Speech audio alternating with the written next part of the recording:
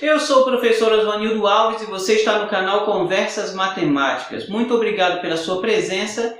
Hoje nós conversaremos rapidamente sobre a diferença entre oposto e inverso.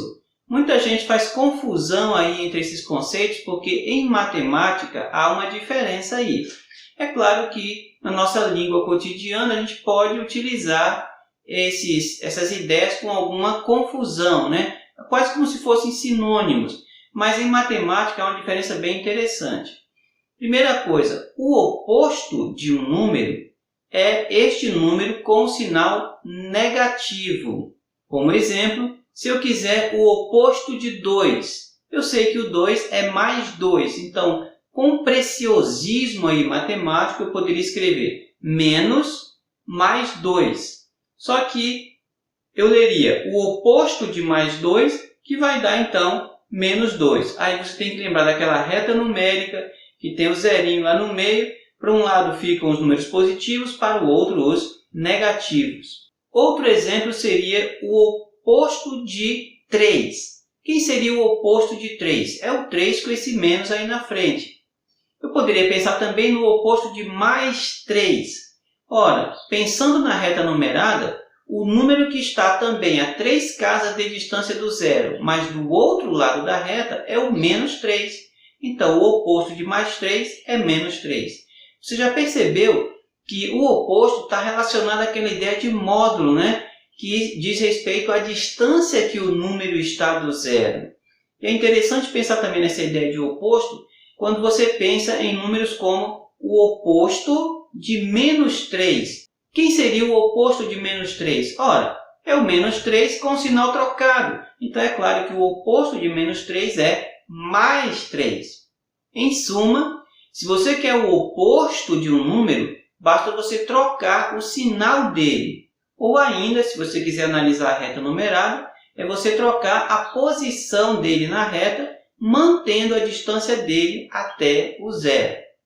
E quanto à questão do inverso? O inverso de um número, para usar palavras assim bem simples, é o número de cabeça para baixo. Para você entender bem, pense no número como 2. A gente sabe que 2 pode ser representado como 2 sobre 1. Então, o inverso de 2, você vai pegar o 2 sobre 1 e vai virar de cabeça para baixo. Vai ficar 1 sobre 2.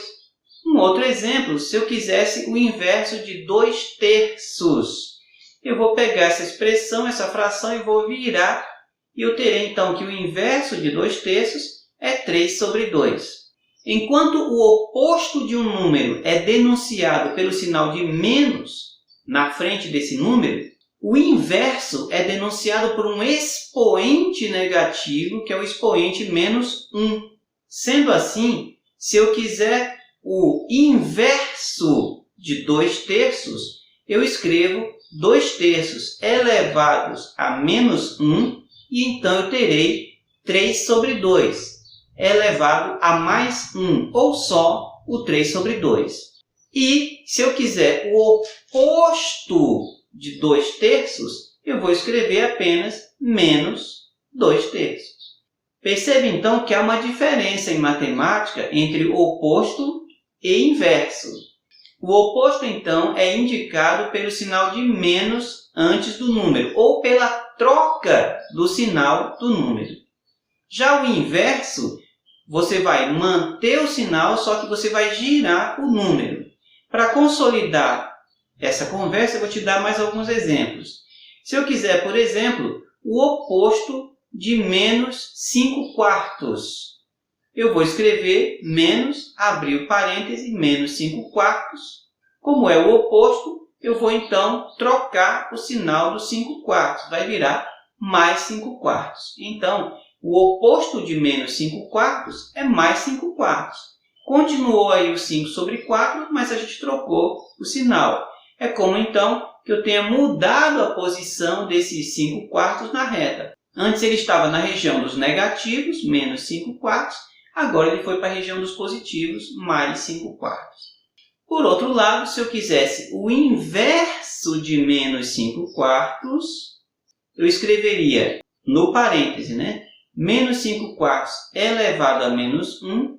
eu vou girar essa fração, vai continuar menos, não vai trocar o sinal, continua menos, só que agora menos 4/5. E o expoente, então, foi para mais 1, que eu posso deixar de escrever. Então, o inverso de menos 5/4 é menos 4/5. Perceba que o menos 5/4 estava na região dos negativos. O inverso dele, que é menos 4/5, continua na região dos negativos. Logo, você já percebe aí mais uma vez que há uma grande diferença em matemática entre o oposto de um número e o inverso de um número. Eu espero que tenha ficado claro. Continue tomando cuidado com essas nuances matemáticas aí. É sempre bom a gente ficar preparado, porque em algumas questões os autores podem fazer brincadeiras com esses conceitos mais simples. E se você não tomar cuidado, você acaba perdendo uma questão muito importante aí numa prova de concurso ou numa prova lá na sua escola. Aqui foi o professor Asuanido Alves no canal Conversas Matemáticas. A gente se vê então numa próxima conversa.